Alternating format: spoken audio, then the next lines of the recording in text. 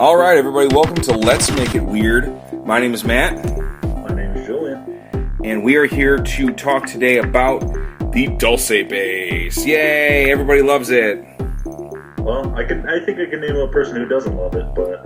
Who doesn't love it? A Mr. Paul Bennewitz. Oh my god. Okay, so we went down the deep dark rabbit hole of the Dulce Base, just trying to find some more information about it, because I heard about it before and I never did a lot of real research into it. I heard a bunch of people talk about it though, and how scary this place was, and how there was a UFO Hunters episode where they got called out to the desert because this guy found remains of what he thought was a human cow genetic hybrid, and they looked at pictures of this thing and it was scary. It looked like two pieces of rotten roadkill taped together, but in a really good way. So it was like two dogs with mange that happened to be mating. And made another gross dog. Yeah, it was just... Oh, yeah. It's quite a find. Oh, yeah. But... Well, there was something I wanted to play for you first before we got into the actual episode. Now, I know I haven't prepped you with this, Julian, because I wanted to get your honest opinion while recording. It's this thing that they found. It's called the Aztec death whistle. And I don't know how recent the discovery of the whistles were. I don't think it was all that recent. But they finally figured out what it was. It wasn't just a fancy little thing, like a little sculpture. It actually had a purpose. So... I'm going to play you some... Was the purpose to play the brown note at, in mass populations? Think of it like the brown note, but it's going to scare the shit out of you more than just make poo fall out of you. So I'm going to play this right now, and give me your reaction to it. So this is very intimidating instruments, and this is very unique. So this is the death whistle.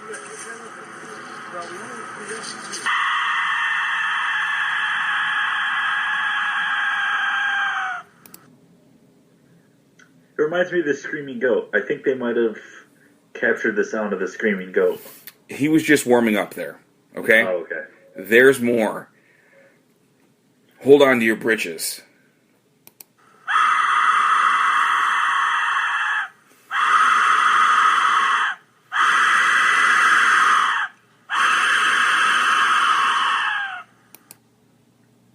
I mean, at least we have a rival instrument for the piccolo now. For the most annoying instrument. I would love to see this in a school function. Oh my god, this was so good. Just some 7th grader practicing really hard, and then he goes up to do his death whistle solo, and everyone starts screaming. I mean, look, you have to choose your battles. Do you want a kid to play a flute with the brown note on it? Or do you want this high-pitched scream? I want one. Yeah, I mean, I don't know, what's the practical use for it? Swirls? It was used for Day of the Dead rituals, but then they also used it in war. Aztec warriors would basically have this on a necklace, and then think of 100 Aztec warriors running at you with this thing screaming, and all you see is them with skulls held up to their face. Because I didn't mention that these whistles are actually skull shaped. They're little carved skulls. Seems like kind of a middleman process. So you would think that they would just be able to go straight to the screaming without the need of a whistle. I guess they could. I just think it's frightening and it's just echoing. Oh yeah. Pitch. I think if you were facing the Aztec warriors, you'd just be like, "All right, you win. Just stop blowing this stupid whistle." I hate this thing so much. Oh my god, I don't even want to fight today. You've ruined my day. And then they would get stabbed and sacrificed to an Aztec god. Yep. I mean, hopefully. So if you're wondering what that weird skip is, it's because the for whatever reason, the recording just fucking stopped. So we're starting all over again. I mean, we lost a good, 5 minutes of talking or something like that. Luckily, I caught it. That the internet will never hear. Yeah, right. So anyway, we're going to start right over. Dulce Base was first basically talked about in the UFO community around the 1980s. But it was first discovered by a man named Paul Bennewitz, who just happened to be dumb luck, be living right across the street from an Air Force base. I have it written down here. Oh my god. Well, basically, this guy was living essentially about a mile away from where the base of operations was. Pretty much all that separated him was some flat land and a gate. And then there was his backyard. Barbed wire fence and then, Air Force base. Yeah, so he would see... I wonder what's over there. And they just see Klaxar, the alien, start marching around over there. And they're like, what's that giant thing over there? And they have to quickly rush him back into the base. Exactly, because, when a giant alien's walking around, it's noticeable. Hey, you know what? You know what that's comparable to? Dog with mange. Are you just saying aliens are dogs with mange?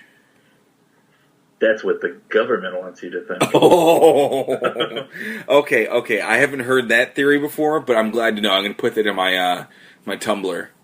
Remember that. You hear dog with mange, think alien. Okay.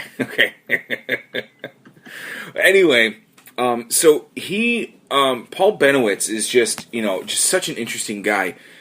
He was a genius. He had his own military instruments company that he started and ran by himself and was very successful. He was a pilot, a very accomplished pilot, and a true American. He served in World War II. He really was an American. But then when he started picking up transmissions coming from the base, he, for some reason, didn't think that it was, secure military information that he was capturing. He thought it was aliens. And when he brought it to the government, this is basically when his whole world shut down. Yeah, when he brings this, any sort of, footage or pictures he's taken, because he also stated that he visibly saw objects moving from the base, all around, coming and leaving, at super fast speeds. He said, there's no way that anything of this technology exists, in our government or in our daily lives. So he's like, something's going on. I'm transmitting these weird messages. I'm seeing these weird aircrafts. So I should tell somebody about this. And who better to trust than our good old U.S. government? Oh, yeah. So when they were reviewing his information, he did this whole big presentation for him. They reviewed everything, and then they're like, holy fuck, he's capturing sensitive government information, and he has pictures of test planes that we don't want the Soviets to know about. So they put the clamp down on him really hard. They just didn't know how to do it because, he was an American. He brought it to them thinking that he was doing something for the government themselves and national security. Yeah, for the better of the world, for the safety of humanity, basically. Exactly. And then it turns into them deciding, okay, how are we going to keep this guy silent? Okay, he thinks it's aliens, keep it going. Yeah, it's aliens. Of course it's aliens. So, enter a gentleman named Rick Doty. Which is just the weirdest looking dude you could ever find. They literally said, get us the guy with the widest head, top of his head, and the smallest, lower chin. And they're like, tell this man to completely convince Bennewitz that what he's doing is correct. If I had to describe Rick Doty, it would be in two ways. One, he looks like if you took a mushroom as the basis for a human skull and then built on top of it. He's just weird. But then also, he reminds me of like a really nice, kind pediatrician who molests kids on the weekends. It's a twofold job. Yeah. You're always busy. I guess so. You just really, really love kids. But anyway, Rick Doty's job was basically to go to Paul Bennewitz and tell him, hey, you are receiving alien transmissions, and keep it going. And, you know, you're the only one who's able to capture this stuff. We don't know how you did it, but you need to do it, and you need to keep doing it. And now we should mention that Rick Doty's main job was the disinformation of, or basically the discrediting of a person. So when he's telling Bennewitz that, hey, yeah, you're right, you should definitely be doing this, he's pretty much cementing ways to say that, yeah, this dude's totally crazy. Who believes in aliens at this point? Yeah, nobody now would take you. I would say that this was probably the dip in the UFO community, because this is sometime after the UFO crash in Roswell, and this is before we start having better framed resolution videos of unidentified flying objects or lights in the sky.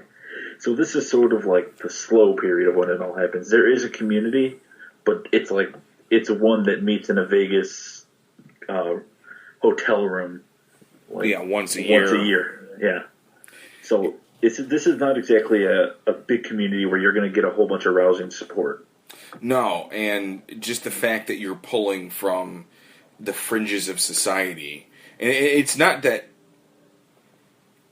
the people who do a really good job are not from the fringes of society. They do a fantastic job doing their research, going through papers. And their days are spent 18 hours a day going through the most boring government papers they could possibly find, just hoping that there is a small mention of a saucer-shaped craft that the government built and is testing it. They want some sort of information. But the other fact is you get these crazies who say they were brought up into some spacecraft and then butt-fucked. Yeah, anally probed to the point where they're just well, maybe it's not so bad living up here. Yeah, I'm loose now, so it's easier. I'll tell you what, pooping has never been easier. Gotta rubber band that thing shut. Yeah, keeping the poop in that's the real challenge. Yep. But yeah. So back to Rick Doty. He Paul Bennewitz. Trust me, it's difficult trying to remember these names, because when you look up information on the Dulce Base, you'll find different generals, brigadiers, sergeants, all these different military people who had some sort of connection with the Dulce Base. But for the time being, the two people we're mostly focused on is the Mr. Paul Bennewitz, who may or may not received information regarding aliens, but whether or not it started as that, it definitely didn't end with that. No. It got to the point where even the NSA, just for national security purposes, it crossed their desk. So they wanted to know how this guy was, what he was receiving. So they broke into his house, replaced the computer that was trying to translate the secret codes he was receiving from the Air Force Base, and replaced it with their own computer that would translate it how they wanted it. So when it translated into this crazy cryptic thing about aliens saying they're here for our resources, they're trying to colonize Earth, and Paul his world was shattered. Nothing was ever the same for him since after that point. Now it's important to note that Paul actually did realize that someone was doing something, interfering with his work, because at one point he had I believe his son I don't remember what his son's name was, actually called Doty and was saying, look, you need to stop like having your people spy on my dad. He's constantly looking out windows. Yeah. He's noticing like vans that are just that were never there before, all of a sudden park there all the days or like all hours of the day and then leave at night. Or like people in like across the street from his house are all of a sudden looking through their blinds into his house. Oh yeah. So he was like, it didn't help that he was getting help from a military organization, but fearing that the rest of the government might also be conspiring against him. Oh yes, pretty hard. Yeah, so, they really did a number on this guy. It was not good for him. Yeah, so like we were saying, whether he started off with actually receiving information from life forms from the Dulce Base underneath it, or just all around it. By the end of it, the NSA had made it so that the messages he was receiving had nothing to do with anything that was being like sent out through their hidden codes, the things that he was originally hearing. Oh yeah, and he started believing, he's like, okay, so they got these evil aliens. They're not originating at this Air Force base. They've got to be coming from somewhere else because I see them coming from somewhere else all the time. This can't be their main base. So he discovers the Dulce Base, which is located on the Archuleta Mesa in New Mexico, and located near the town of Dulce. And this becomes his mecca. I mean, he took helicopters over the Mesa a number. I know it's fucking weird because when you see the movie, what was it, Mirage Men? We watched Mirage Men, and watching the movie, you see the pictures that he took, and he's like, "Yeah, this is where the alien spacecraft crashed, and like this is its atomic like fuselage," and he's like pointing at all these like it's got all this stuff circled and arrows everywhere, and then you're just people looking at it, they're like, "Yeah, I don't see it." No, you're like, no, you somehow spilled something on it. It's stained, and that's what you got. It was, but the poor guy, he saw nothing but aliens after being fed lies for so long. And it's also funny because in the film they talk about how they took him into like helicopter rides around the base, and that he would find the wreckage of like experimental test planes. Yeah, and it's just like the ineptitude of this government service that they're trying to take him around to feed him like misinformation, and that he's actually finding more details about secret operations that they created. He is just the unluckiest. Like, oh, you're right. That is a space. There's nothing else I could do. Let's move on. He really is just the unluckiest motherfucker that's ever existed. It's dumb luck that he found all of this stuff, and then the government's just like, fucking throw the book at him. He's done. You can't. There's nothing you can do for him any longer after that point. So yeah, he.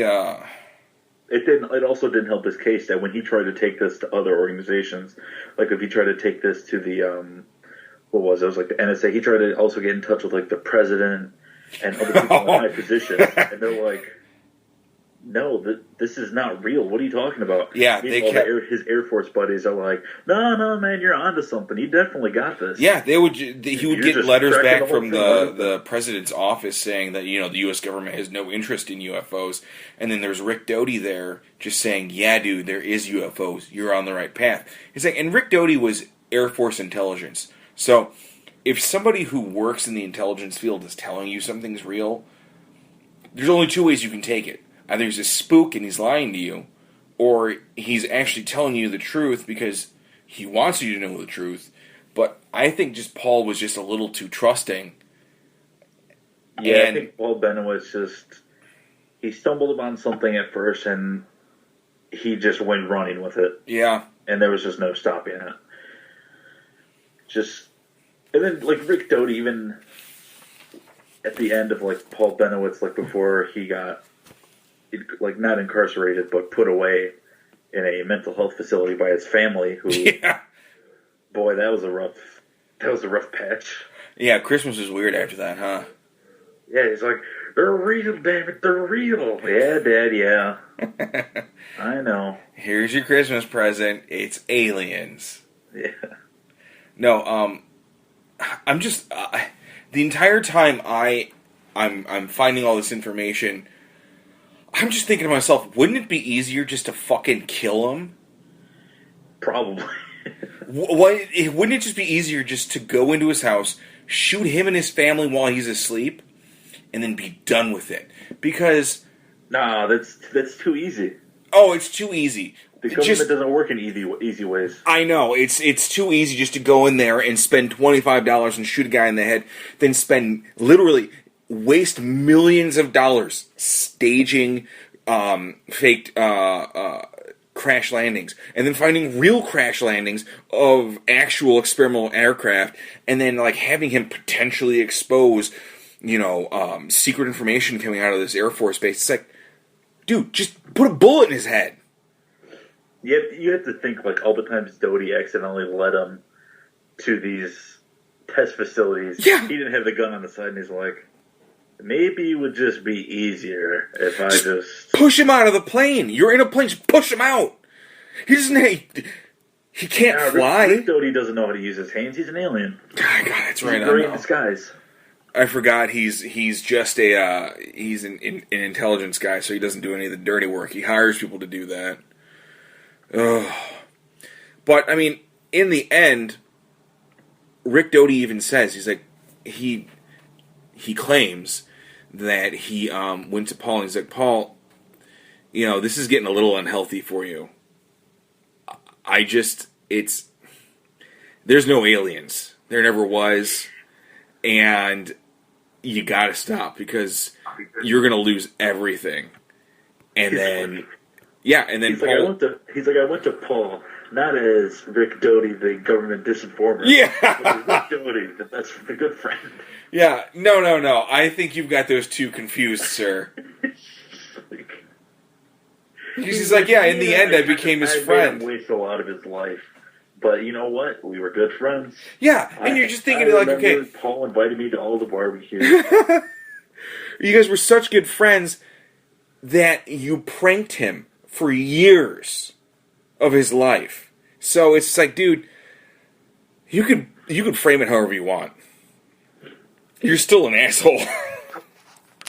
Yeah, Paul would go up there and he's like, hey, Rick, how's the weather going? He's just like, hey, how about those aliens? Yeah. Like, my God, you're right. And then just another helicopter. But helicopter, right?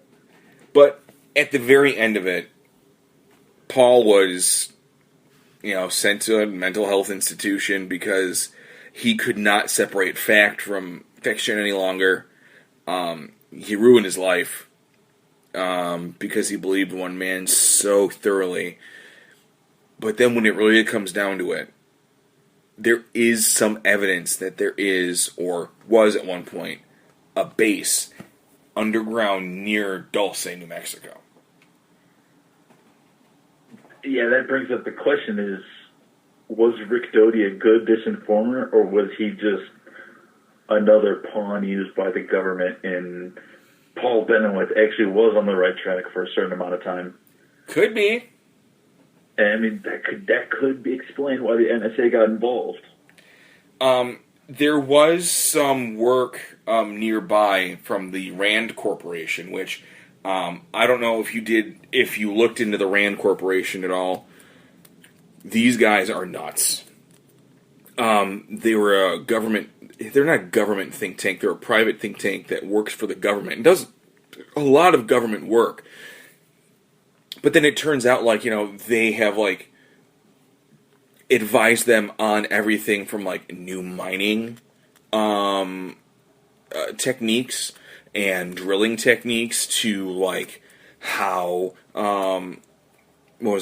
elections are going to go and stuff like that, and world health and things like that. Like they're deep into every part of your life. Julian, I'm going to send you a link. You got to look at it. Just read it. Really, it's a quick read, but I mean, it comes back to just the meeting. And I know that we said that it was pretty much like what it was 1987. That was this whole Paul Bennewitz thing. It started in '79, and 79, he ended in the late '80s. I know in one of the links that you gave me, they were talking about how I believe it was Truman was the first one to meet with the aliens under Dulce Base or under the mountains. I forget what they're called. Archuleta Mesa. There you go. Where they meet with them under there, and of course you have all sorts of different species coming from all sorts of different galaxies and dimensions, and it's the alien agenda. It's a wormhole. For me, the thing is like these extra dimensional aliens. Okay, if they're from another dimension, there's got to be an issue with them even existing within our reality because they are not part of our reality, right? Wouldn't it stand to reason that they would not be able to be here? Possibly, maybe. I don't know because I'm not an alien. And I don't work at the Dulce Base, and I don't know about what's on the 7th level of the base. But I have seen some hand-drawn diagrams of the base. It's kind of funny. Because these hand-drawn diagrams, how do I put this? Look like a 7-year-old drew them, but you know it was an adult. Yeah, it was unfortunate that the only instruments that Tom had while making them was just a bunch of crayons. It was a 64-pack. It actually, one of them was a crayon drawing that I saw. I thought that one was drawn by a kid, so I didn't even look at it and being real. But yeah, that one was drawn by an adult. He's like, "Oh my god, I'm not gonna have enough time to remember this." Crayons? Yes. Yeah.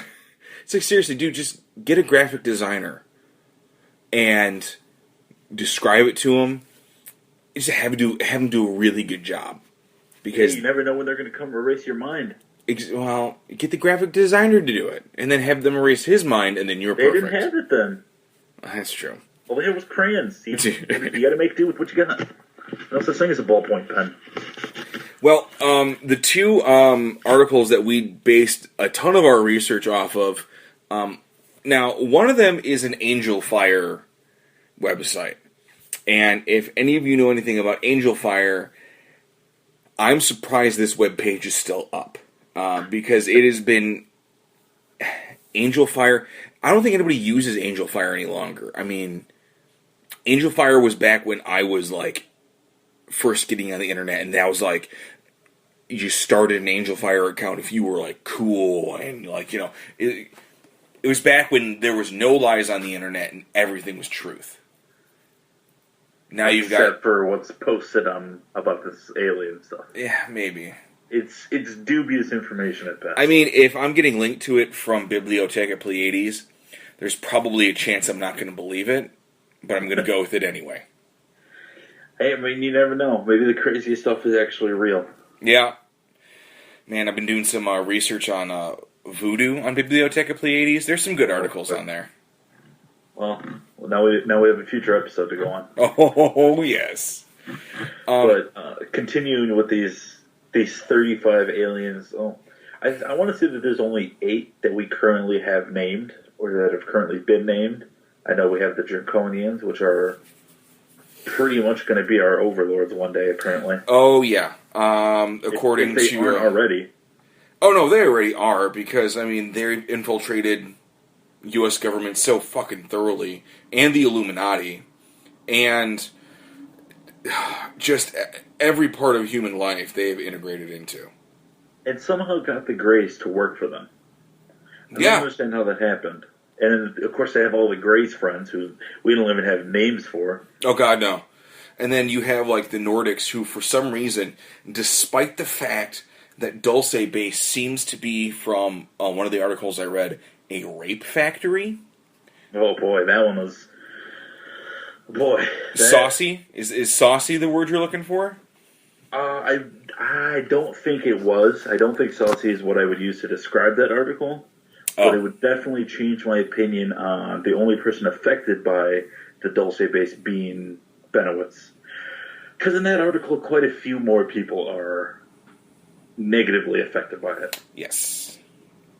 But, And they, you know what? They didn't have the luxury of being lied to. No. I will say that. No, they were molested. I don't know if I would use the word molested. I would use the word human cow factory. Yeah. Because essentially that is what they were turned into. Yeah, I was reading that, and how did they describe it? Genetically altered to be human cows. It's like, I don't like that image at all. And you gotta think that a lot of them did not make that transformation. No, I don't think they were willing. Took a lot of failed attempts. A lot of back to the drawing board. Yeah. God, their trash cans have got to be weird to go through. Yeah, I assume they have to get their own organization. I don't think that they can get the people in New Mexico to pick that trash up for them. Yeah, no, you're burning that shit. That's the garbage man coming. It's just like, I can't fit all these cows into a single truck. But they have human faces. It's weird. Why does this one look like my ex-girlfriend? Probably just a coincidence. Well, so there was a guy who is pretty, how do I put this, pretty prevalent on the internet. He goes by the name of Branton. And he, I know he was actually named at one point. I just can't find his name anywhere. It's just lost in time. Pretty much. He has a really good article that he wrote where he was talking to a former Dulce Base security officer named Thomas Edwin Castillo. And this guy had been running for years after quitting the Dulce Base. I believe he quit after his, failed attempt at securing the freedom of human slaves from underneath the Dulce Base. Which is something that goes on quite a few times throughout history. There are attempts, successful and quite unsuccessful, at rescuing anybody deemed like savable, I think was the word. Yeah, anyone who doesn't have 6 or 7 arms protruding out of their chest. Yeah, it's just like, well, the Greys have done quite a bit of work on you. I don't think you're going to be able to survive on this outside world. Yeah. You're going to stay here. We're going to keep going. You have a good day. Yeah, I mean, try to stay positive. We'll see you probably never. Yeah. You should have just shot them too. Them and Paul Bennewitz. Just on the way out. Yeah. Driving off the base, just shoot Paul Bennewitz really quick. Because he's sitting there scouting around. He's just like, I know it's true. And meanwhile, everything is happening while his back is turned. So, the Dulce Base, for anybody who doesn't know, is a secret underground military base. And it is 7 levels deep under the ground. Now, I did find a brief diagram. Someone had described possibly the dimensions of it. It keeps expanding outwards. It doesn't expand down, but it does expand outwards still.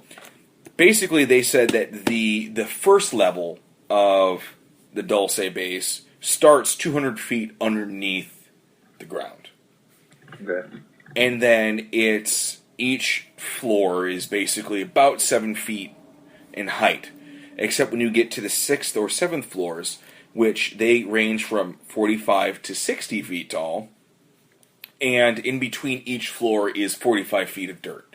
So you don't have to hear your neighbors banging upstairs or downstairs. Because once you get to that draconian floor where they're doing all the human experiments, it's kind of difficult to sleep with all the screaming. Yeah, screams. It's like if someone had those whistles. And should I play it again? Constantly. You can. I love that whistle sound. I can't imagine it's good for having neighbors. Yep. We get it. You're in pain. You're trying to sleep. I need to sleep. Some of us have work tomorrow. So, the 7 levels are broken into level 1, which is security and communications. Level 2, human staffing housing. So, people willingly lived there with aliens that were willing to abduct you, eat you, or rape you. Hey, you gotta... Sometimes the safest place is under their noses. Yeah. Level 3 housed all of the computer banks, labs, and basically where all aliens and humans would do a lot of their experiments. Level 4 is for mind control experiments, more specifically. Wiping your memories, of being, raped for hours. You know where that becomes particularly... You know why that's particularly useful? For the psychic? Can't see that moon. Oh, Therefore, it's not there. Oh, and boy, do I have something to blow your mind with at the end of this episode. Level 5 is alien housing. So that's where, you don't want to hear the screams coming from. Mm-hmm. Level 6 is also known, it's the genetic experiments lab, but it's also known as Nightmare Hall. So that's where, the fields of flowers, stuff like that, right? Close.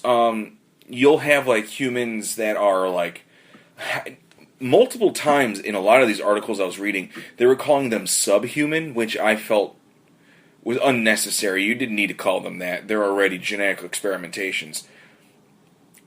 So, just call them future garbage. That might be a little bit more offensive. Okay. So anyway, this future garbage, they would have, they'd be a half alien, or not just half alien, they might be human and, 4 or 5 different species of aliens mixed together. All of these, it was just it was basically throwing darts at a board, and whatever these darts landed on is what they tried to combine with the human being. Or it's how many limbs should we give this human being? Throw a dart, lands on 15, give him 15 arms, see how it works for him. Other things they were trying to do. So it wasn't like the underground Chili's or the underground Applebee's. Not a very fun place? Well, those are genetic experiment, laboratories themselves, but no, it wasn't an underground Chili's. You don't get the cool nachos out of it. Yeah, you don't get the fritters or the, what are those things called? The bloomin' onion thing? You're thinking of Outback Steakhouse, sir. Do they have that on that level 6? No, I think that's on a level 4 mind control, because I cannot stop eating blooming onions. Well, that's effective. Yeah.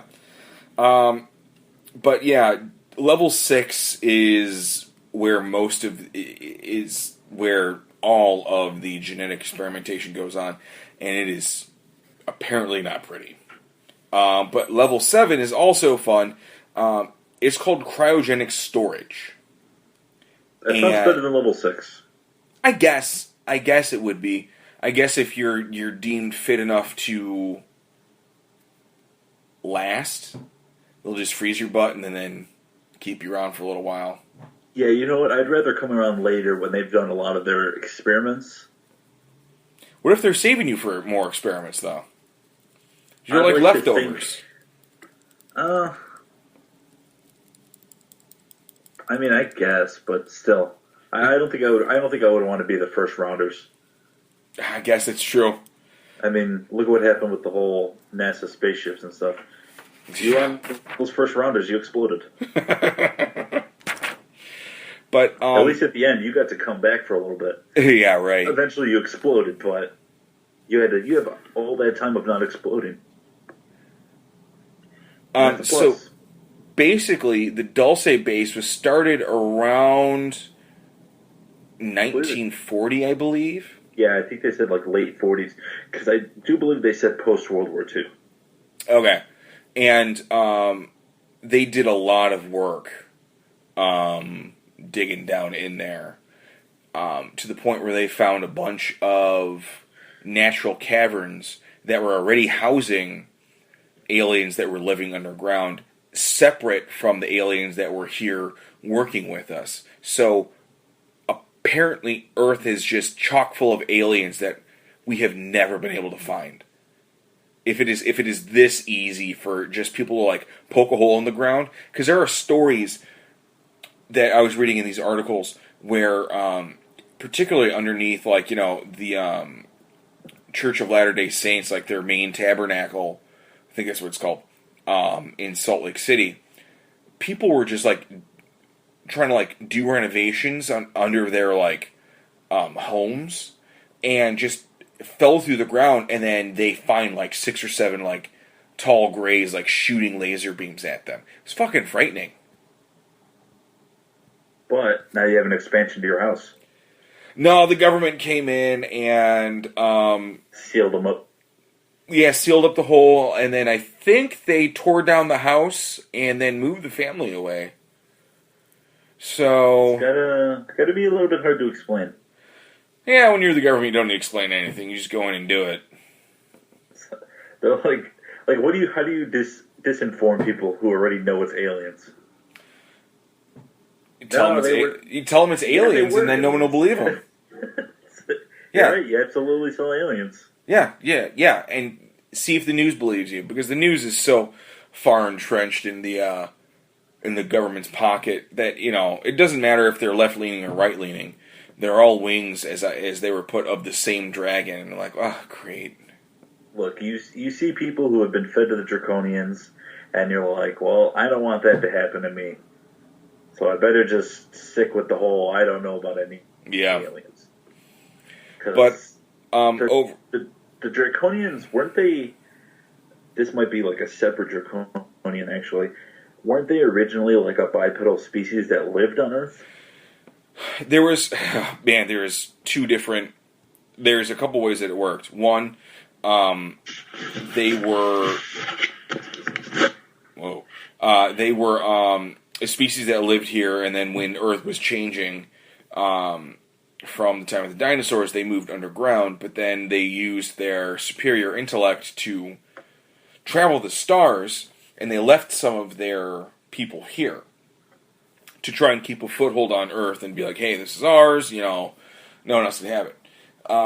When they finally came back, they discovered that almost all of their people were destroyed, except for some very primitive people living underground, and these new stinky, fleshy apes were running around, and they claimed to have dominion over the whole world.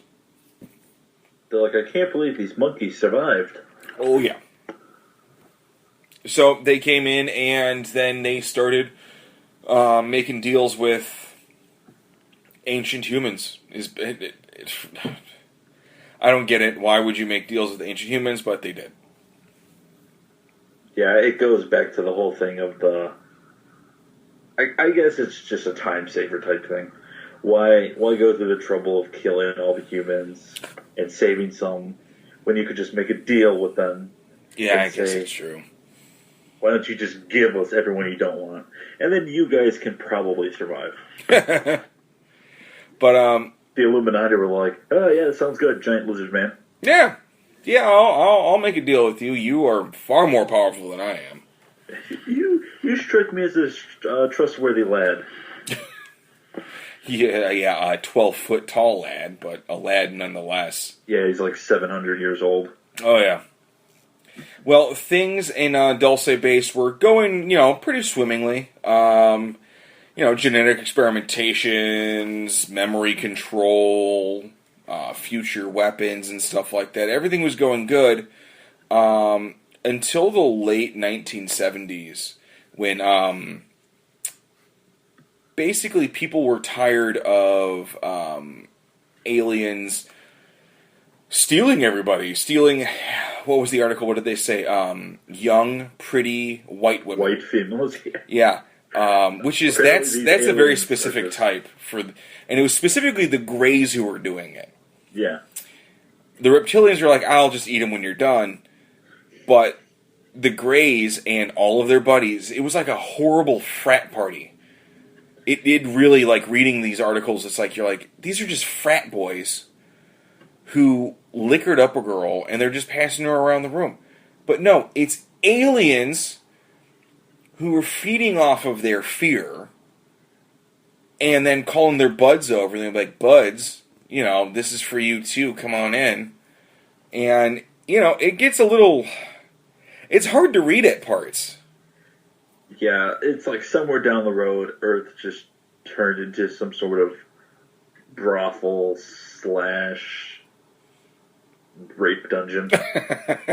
It seriously did. These articles were very detailed in those areas. I really do feel that the guy was getting a little bit too much out of it when he was writing them.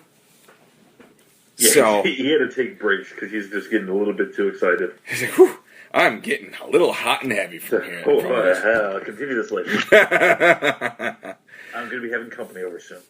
Oh, man, those girls are screaming. I can't believe it. Yeah, they didn't have the best of times. No, they didn't. It kind of went like this. That's a pretty good example. Yeah. Of the experience for a lot of those women. I really want that whistle. I really do. I really do. I've been like searching all day long to try and see if somebody has like recreated that. No one has. See, this is why 3D printers exist. Oh my god, I cannot wait to 3D print my own death whistle. It'd be so much fun. It serves no practical use whatsoever. God, no. It's not even like that. That doesn't even serve as like a rape whistle. You're telling me that wouldn't stop an alien? Like if you started using that thing? No, it wouldn't stop an alien. I think it would stop an alien. It sounds like something that they would already hear. And it would probably help feed into the fear. True, I guess. You're just sitting there frantically blowing into their skull. Yeah, all the alien's going to do is just tape that to your face, so that's the only noise you can make. Yeah. Well, so about 1970 is when a bunch of people got together. Now, I've heard conflicting reports that it was people within Dulce that got together and banded with other aliens who were not too keen on the experiments done on humans. And then I also heard that it was people outside of the base who got wind of what was going on in the base, and along with some aliens who were not too keen on what was going on there, they went there and attacked them. Either way, it didn't go so well, because the base is still doing the exact same shit. It's just not completely overrun with Greys. Yeah, the Greys are sort of like... I don't want to say that they don't still have a heavy influence. I think they've just lowered the amount that people notice. I do think they scaled back their operations, and they're just keeping it low key because... I mean, the Draconians are already in all the high level positions. It's not like it was in the 80s even, because now it's just you got people in office, you have people like literally all across the world. Oh god, yeah. Because you don't hear about gray shapeshifters, but you hear about reptilian shapeshifters all the time. Oh, yeah. Oh, yeah. So those are fun. I mean, now the Greys are just going around people's houses and stealing their crops and stealing their cows. Because, I mean, you still have to use something that's completed to compare your progress with. Yeah, it's true. They're just blindly trying to make these human female cows. And it turns out the spots are really hard to recreate. That's so gross. I keep thinking of some human with horribly long arms and legs and like just a bad stomach, and it's just all hanging loose, and they're just like, help me, and you're like, God, I really wish I could, but you are scaring the bejesus out of me. And the Gray's on the corner, he's like, yeah, we got the udders, how do we get the spots? Horribly offensive. God, those Grays, I wouldn't give to punch one in the face. I have to assume that they're looking at Mangala like, this guy has some ideas. Oh, God. You know they were working with him. Yeah, but I mean, yeah, I'm also assuming that a lot of it was just his own personal pleasure. Yeah. Because Mangala's like, oh, so you guys want to help me? Oh, yeah. I mean, I would have just done it anyways. But he's a figure for another day. Yeah. Boy, the episodes you can cover with that crazy guy. Well, let's get in a little bit more into the base itself, and then we're getting to about the almost towards the 50-minute mark here, so we're gonna have to wrap it up a little bit soon. But I was telling you, once we get to this alien agenda and all these other stuff, boy, is that a rabbit hole. Oh God, yeah. But they keep very strict security on the people, particularly the humans who work there. They have a lot of security for themselves because they don't want to get turned into an experiment by accident. But they have, especially if they wander into the wrong areas or talk to aliens on a turn. You can't. When you're there, and if you're working there, you can't talk to an alien in the hallways unless it's for work. Work talk only. No water cooler talk.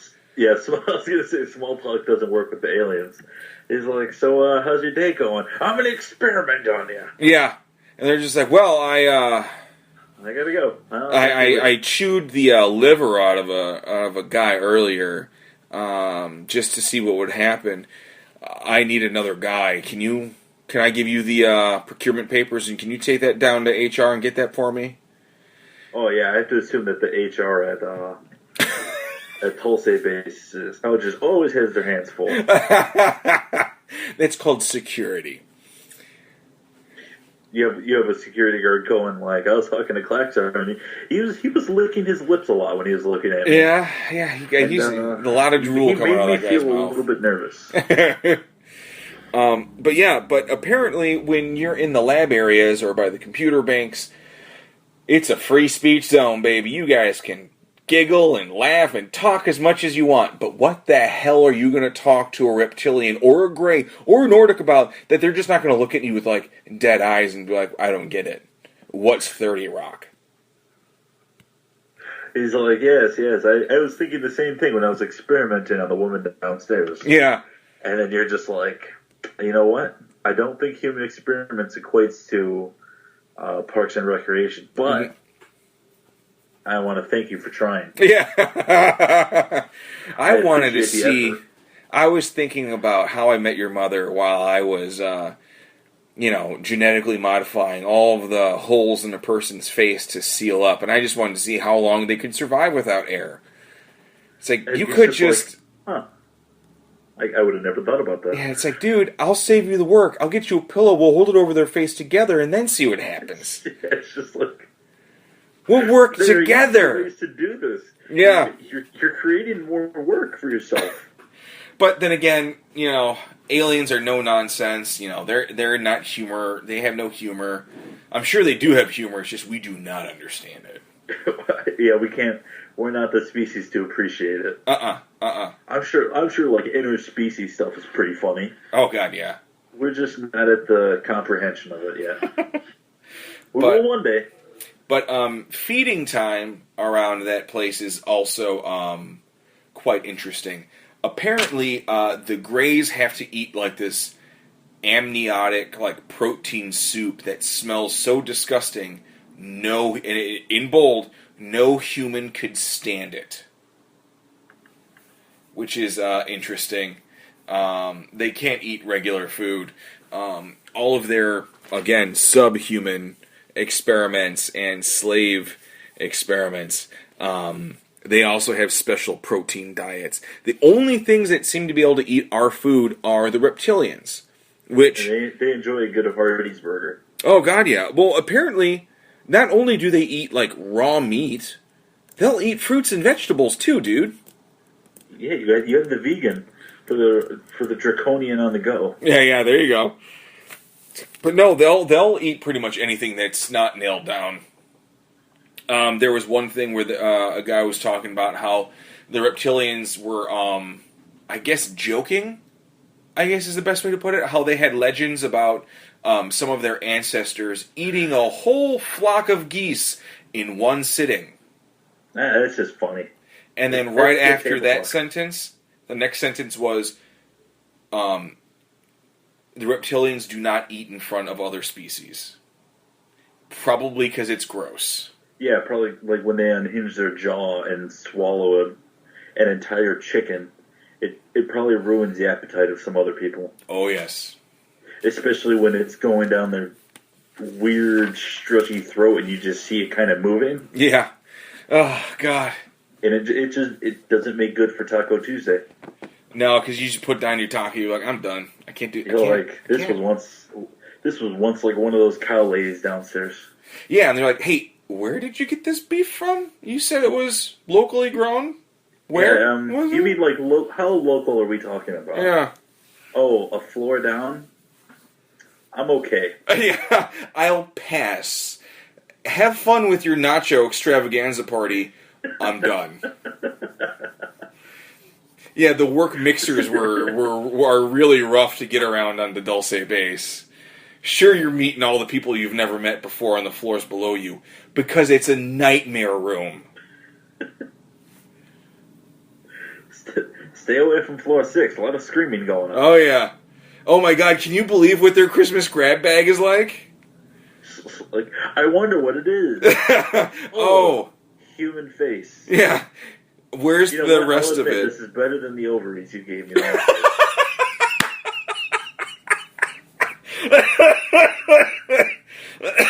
He's like, you know what? You're getting better. Yeah. You're getting closer to something I would actually assume is a gift, but I'm going to take this because I don't want you to eat me. Yes.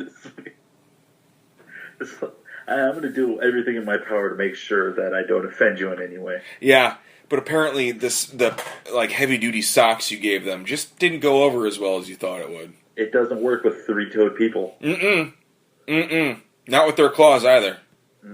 They're always ripping.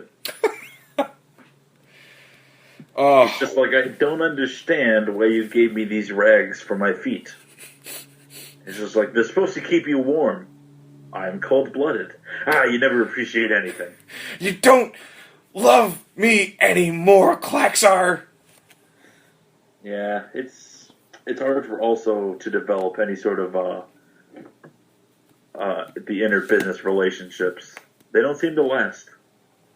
No, they were saying too that the only cast, especially within the aliens, outside of the ones that are positive and working with humans for their betterment, within the negative aspects of the aliens, basically the reptilians, because Greys have no humor.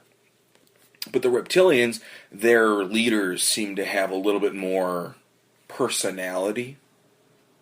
It's the worker caste and the warrior caste that are absolutely no nonsense. Like, do your work, don't fucking talk to me. I ain't got time for this. Yeah, the leaders had HBO, so yeah, it helped them develop some sort of sense of humor. Yeah, they were watching The Wire and Californication and stuff. Meanwhile, the worker bees are out there abducting white women. Yeah. And this Thomas Castillo guy said that, because he was a security officer, that he spent a lot of time securing human workers from aliens on the 5th and 6th floors because they just didn't understand the customs of the aliens, so they had to basically rescue them, ransom them from the aliens, and then wipe their memory and send them on their way because they were useless at that point. I think you're given like 15 seconds from capture to cage before nothing really bad happens. Once you hit the cage, it's experimentation time, bro. Yeah, you have to enjoy like the small times when you're put back in the cage. Yeah. And you're like, well, they can't possibly reach me here. And then the floor drops and you're on the next floor. Yeah. And it's just like, hopefully you hit that 7th floor quickly. Get me frozen. Yeah, I would much rather be a popsicle than some sort of 10-armed spider person. Oh, God, yeah. Oh, God, yeah. Literal Spider-Man is not as fun as it sounds. No, literal Spider-Man is not as fun as it sounds. It's just like, not only can I not shoot webs, I also don't have feet anymore. It's only arms.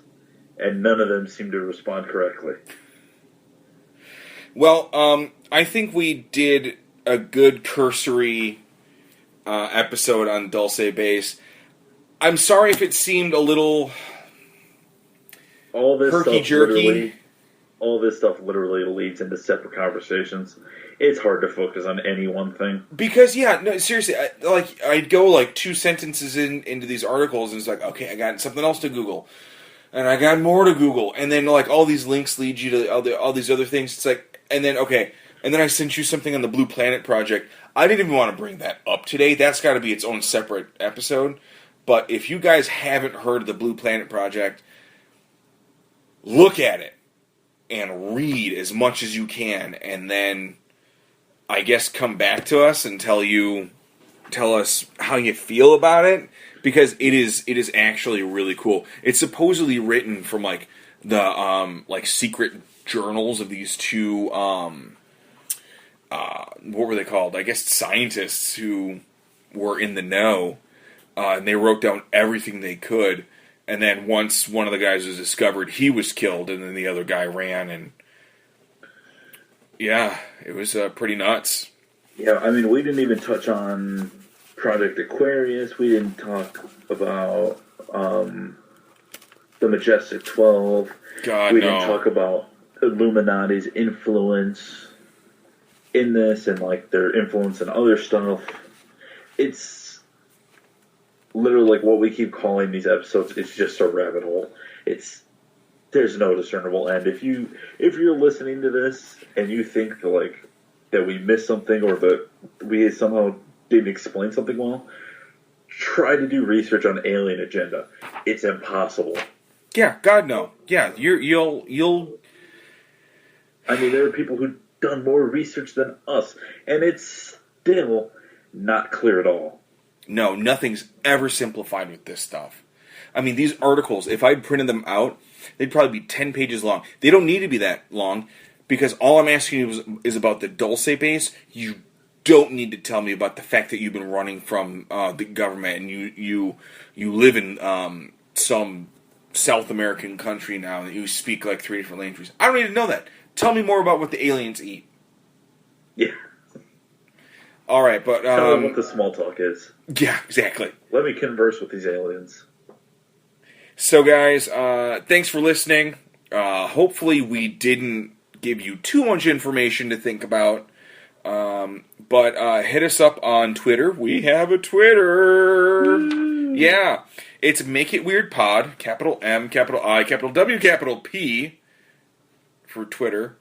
You get that? It's all one word. Make It Weird Pod. Got it? And if you need to get in touch with us directly, you can email us at letsmakeitweird@gmail.com. And the let's has no apostrophe, because I don't think HTML will allow that.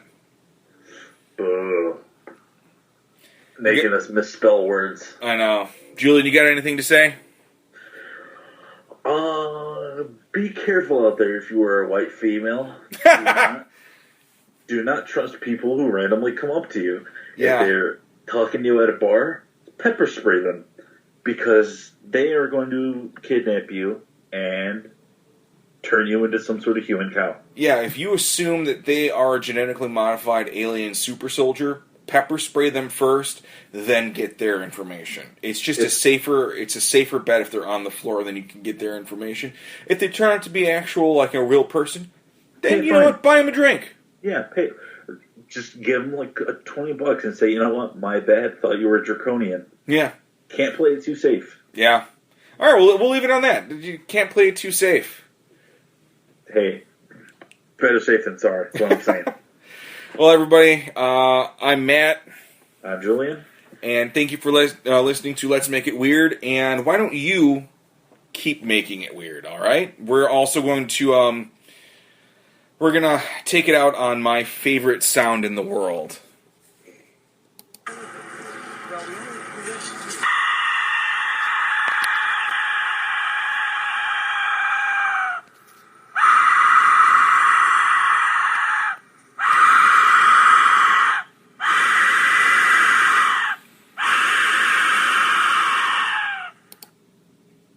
I love it. I could just imagine the dude who's blowing into that whistle, his face just going red because he's just using all of the force he possibly has in his lungs. He's a little guy too. I can imagine. I think it was actually filmed someplace outside of Chicago.